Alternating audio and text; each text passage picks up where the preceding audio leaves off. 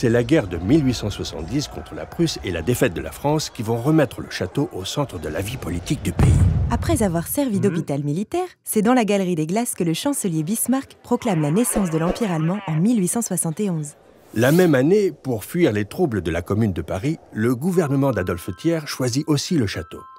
L'Assemblée nationale, appelée la Chambre, siège alors à l'Opéra Royal. Et la salle du Congrès, à quelle occasion voit-elle le jour en 1876 ?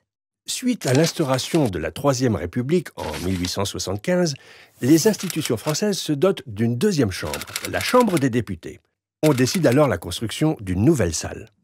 Le château perd-il son statut politique après le départ des parlementaires en 1879 ? Non, pas vraiment, grâce notamment à la salle du Congrès, qui devient le lieu officiel où siègent les députés et les sénateurs réunis en congrès. C'est notamment là que sont élus les présidents, jusqu'en 1958 par exemple. Que devient le château ensuite ? Le château tombe progressivement dans l'oubli jusqu'à la fin du XIXe siècle. C'est grâce au travail conjoint du conservateur en chef du musée, Pierre de Nolac, et des architectes du palais qu'il connaît une nouvelle renaissance. Il décide de rendre au château son aspect intérieur du XVIIIe. Le château retrouve le décor des grands appartements du corps central, tandis que les ailes demeurent dans leur état imaginé par Louis-Philippe. Lorsque Pierre de Nolac quitte ses fonctions en 1919, le château est-il sauvé ? Oui, mais son état général reste inquiétant. Le départ au front d'une grande partie des agents, les rudes hivers et les économies de guerre n'ont pas épargné le château. Mais il garde son image officielle et très symbolique.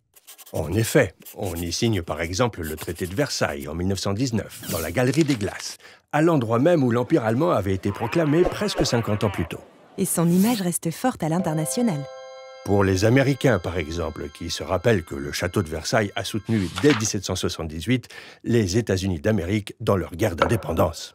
C'est probablement le cas de John Davidson Rockefeller Jr. quand il visite le château en 1923. Bouleversé par son mauvais état, il consacre en 1924 et 1927 une partie de sa fortune à la restauration du château et du domaine. Les travaux qui s'ensuivent permettent-ils de retrouver un bon état général ? Oui, mais une autre menace arrive dans les années 30, la montée du nazisme et d'autres mouvements nationalistes en Europe.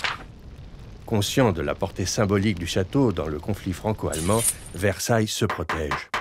Quand la guerre éclate en 1939, on camoufle tout ce qui peut l'être et on met les collections à l'abri dans plusieurs châteaux en France. Qu'advient-il du château pendant la guerre ? Il subit de légères dégradations à l'été 1940 et des bombardements dans le parc en 1944, mais il s'en sort globalement indemne. Après la guerre, comment évolue-t-il ? Il se renouvelle. Le travail commencé par Pierre de Nolac est poursuivi dans les années 1950 et 1960 par le conservateur en chef de l'époque, Gerald van der Kemp. On restaure, on remeuble et on réaménage. Le château redevient un haut lieu du patrimoine. Des films y sont tournés retraçant les grandes heures de l'histoire de France. Et le château rayonne à nouveau à l'international avec des visites d'État fastueuses comme celle de la reine Elisabeth II en 1957, de Kennedy en 1961 ou des chefs d'État du G7 en 1982. Le château est à la fois un lieu d'histoire et un lieu politique. Mais aussi un lieu de visite.